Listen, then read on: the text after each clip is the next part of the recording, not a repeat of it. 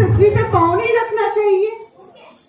एक कथा आती है, विष्णु जी से कहते हैं शंकर जी की तुम इस मृत्यु लोक पे क्यों नहीं आते? तो विष्णु जी कहते हैं कि पृथ्वी का तो हर कंकड़ शंकर है, अगर मैं इस पृथ्वी पे आऊंगा तो मेरी लात लगेगी, तो मुझे इसका दोष लगेगा। तो ऐसा करो ना, आप सर्प बन जाओ। तो भगवान विष्णु जी सर्प बन गए और उनके गले में आकर के विद्यमान हो गए। बोलिए शंकर भगवान की। तो सर्प के पैर होते हैं क्या? पर आज देखो, आज हम अगर इस पृथ्वी पे पांव रख रहे हैं तो हमको दोष लग रहा है ना। तो इस दोष की निवृत्ति करने के लिए एकमात्र साधन है, जब भी आप प्रातः उठो पृथ्वी पे पांव पड़ करके सीधा पैर रखो तो वह दोष नहीं लगेगा। क्योंकि इसी पृथ्वी पे हम कितना मलमूत्र त्यागते हैं। हमको पानी पीने के लिए हम कुएं खोदे जाते हैं, बोरवेल की जाती, तो इसका सबका हमको दोष लगता है, ये सबका हमको ऋण लगता है। तो इस ऋण की मुक्ति हेतु हमें सारे निवारण कर लेना चाहिए। तो कितने लोग आज ऐसे हैं कि सब से सब पाप करते हैं, पर उनको निवारण के लिए कोई साधन नहीं। निवारण कैसे होना चाहिए? हम भगवान का भजन करें, भगवान की उपासना करें। अब आगे चल करके यह जो ओमकार है, ओम जो ध्वनि है, यह पंच महाभूत की ही एक ध्वनि है। पहले इस सृष्टि संसार में कोई नहीं था, सिर्फ एकमात्र ओम की आवाज थी। यही ओम की आवाज जब विस्तार रूप से जब फैली गई, उसी समय वायु, अग्नि, जल, पृथ्वी, नभ इनका विस्तार हुआ। और विस्तार होने के बाद रहा कि भगवान शंकर जी स्वयंभू आदि शंकर बने। अब यहाँ पर भगवान शंकर जी को अष्टमूर्ति कहा गया है। अष्टमूर्ति का मतलब आपने सुना है, अष्टमूर्ति।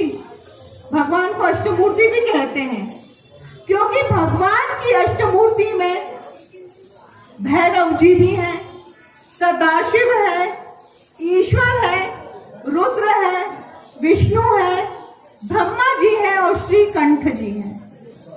तो यह 8 प्रकार की मूर्तियां भगवान शंकर जी में विद्यमान है। अब शंकर जी को हम किस प्रकार से भजें, हम उसका किस प्रकार से भजन करें? शिव चरित्र को जानने के पहले शिव जी की महिमा को जानना हमको जरूरी है। शिव की महिमा के बारे में कौन जानता है? शिव की महिमा ऐसी है कि भगवान आदि शंकर निराकार रूप में ध्यान अवस्था में मग्न है। इनका रूप स्वरूप क्या है? भगवान दिखते कैसे हैं आपको पता है? भगवान दिखते हैं जटाओं वाले, 3 नेत्र वाले, हाथों में त्रिशूल है, मृग छाल पहन रखी, बागांबर पहन रखा है। उनको कच्चे भोजन ही पसंद है। क्या क्या चढ़ता है शिवरात्रि के समय? रतालू चढ़ता है, और क्या बेल चढ़ाते हैं, बेल फल चढ़ाते हैं, जंगली जो फल होते हैं, बेल पत्र चढ़ाते हैं, शमी चढ़ाते हैं, मंदार का जिसको आंकड़े का पुष्प बोलते हैं वो चढ़ा देते हैं। तो इसमें भगवान प्रसन्न है।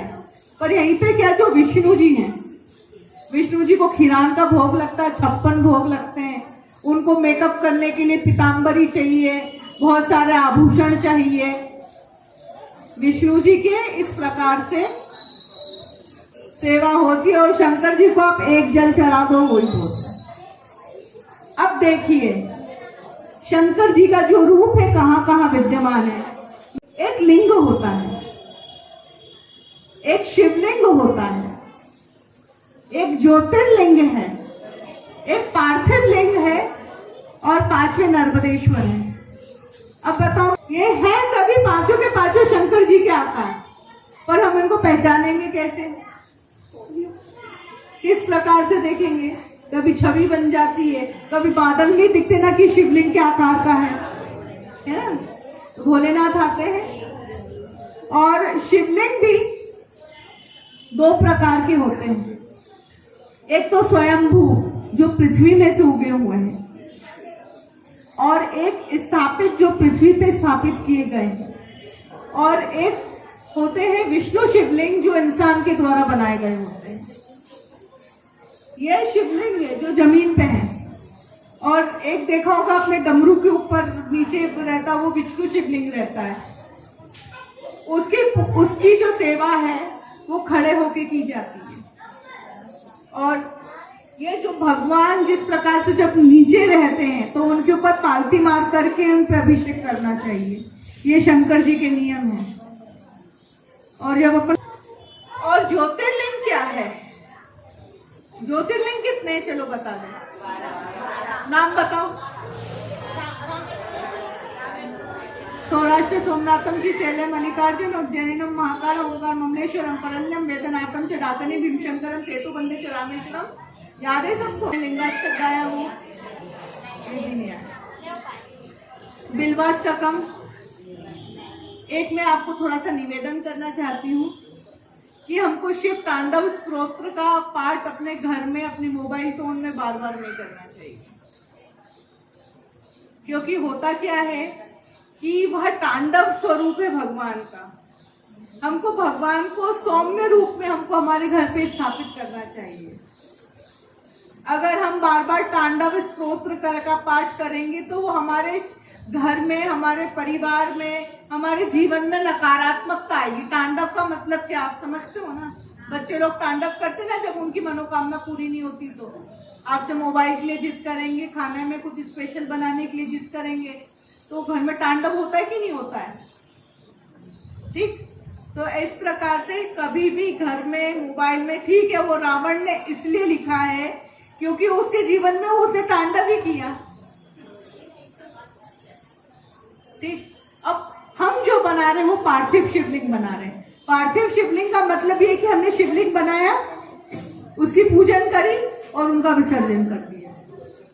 और नर्मदेश्वर भगवान, नर्मदा का हर शंकर, हर कंकड़ शंकर कहते हैं ना, तो नर्मदा के कंकड़ को उठाने के लिए प्राण प्रतिष्ठा नहीं की जाती है, बस ऐसे के ऐसे उठा के स्थापित कर दे तो वही शंकर होता है।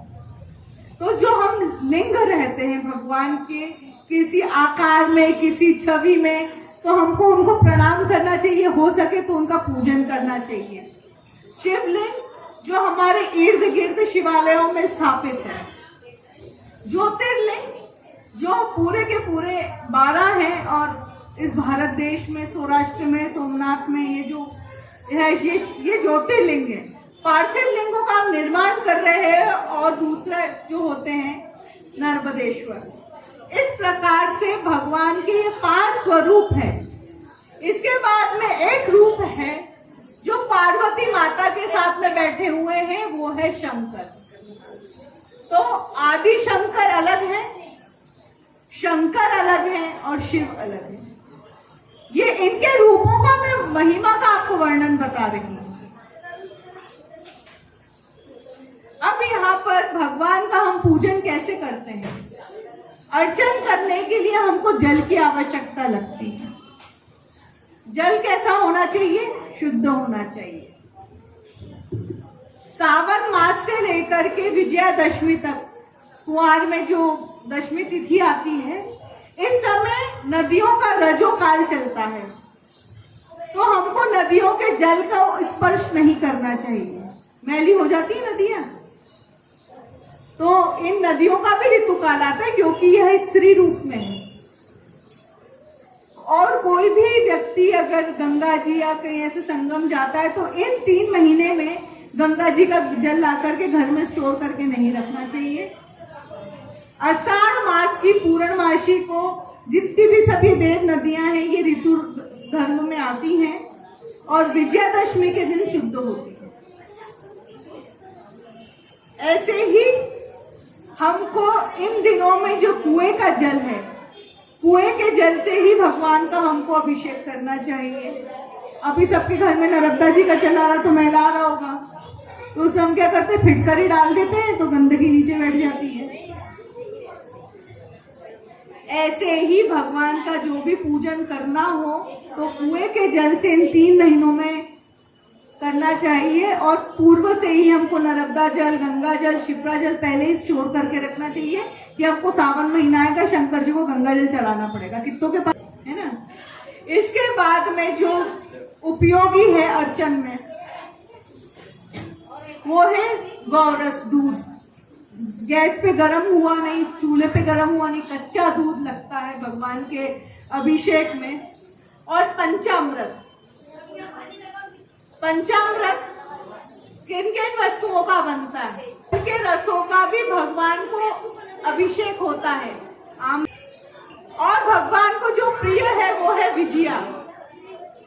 विजया कहते हैं भांग को। भांग की पत्ती चढ़ाओ भगवान को।